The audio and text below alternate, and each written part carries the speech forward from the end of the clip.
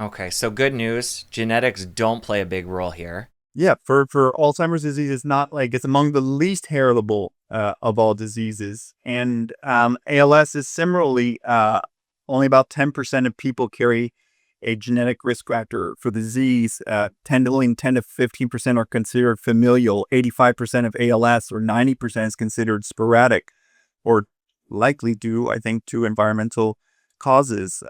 Even Alzheimer's disease, some of your listeners know that there are variations in the gene called ApoE that can put people at increased risk for developing Alzheimer's disease. But even those alleles, one, they might be tied to, might put people at higher risk if they're exposed to these chemicals, like ApoE and hair pollution might amplify your risk of getting Alzheimer's disease. And then a large number of people with Alzheimer's disease have no known genetic causes. And single genetic causes for these diseases is extraordinarily rare, under 10%, some cases under 1 or 2%. The vast majority of people getting diseases is due to environment. My colleague, Dr. Bruce Lanphier, who did a lot of great work on lead toxicity in children, says, Ray, in the end, most of us are going to die from an environmentally related disease. I would like to not die from an environmentally related disease, or if I do, I want to die after I've had a chance to live a long and healthy, productive life. And we can do that by getting rid of these chemicals in our environment. Zooming in on Parkinson's, what are the genes at play there that increase risk?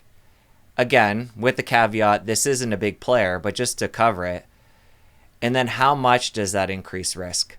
Let's look at this great study led by the Parkinson's Foundation, offers free genetic counseling, genetic testing to anyone in the United States and several other countries. Over 32,000 people have signed up. The study is called PD Generation, Generation. You can just Google it and you can sign up to participate if you have Parkinson's disease. And they looked at the results from the first 8,000 participants, published it in Brain, one of our top journals, in 2024. Of these 8,000 individuals, many of them Americans, 13% carry a genetic cause or genetic risk factor. The most common genetic risk factor are mutations in a gene called GBA1. About 8% of Americans in the study carry this genetic risk factor. If you carry this genetic risk factor, your lifetime risk of getting Parkinson's is 10%. So another way, the vast majority of people who carry the most common genetic risk factor for disease will not develop the disease. Now, what makes this determines who develops the disease and who does, we're not certain. But research again by Dr. Caroline Tanner and her colleague, Dr. Ethan Brown at UCSF, showed that people who carry this genetic mutations in this gene and are exposed to pesticides have a much heightened risk for developing the disease.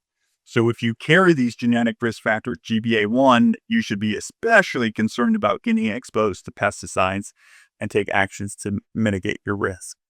That's the most common genetic risk factor. What's the most common genetic cause or mutation? It's mutations in a gene called LRRK2, LRRK2.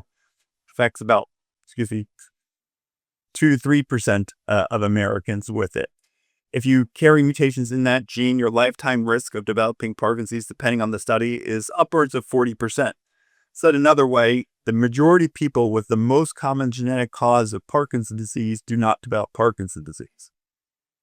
So the majority of the people with the most common genetic cause of Parkinson's disease do not develop Parkinson's disease, suggesting that there have to be other factors that play a role. Turns out that mutations in that gene LRRK2 increase the activity of a protein that's called LRRK2. It also turns out that trichloroethylene, according to research done by my colleague, Dr. Brianna D. Miranda, that trichloroethylene mimics the effects of this genetic mutation by also increasing the activity of LRRK2, this protein called LRRK2. So the most common genetic cause of the disease and what I think might be the most common environmental cause of the disease both act in a similar way to increase the activity of the same protein. Since you made it to the end of this clip, I know you're going to love the full episode. Click here to watch. I'll see you over there. This problem is all around us, but almost no one's paying attention to it. And we're all paying a really, really high cost for this in terms of cancer and likely Parkinson's disease. Only about 13% of people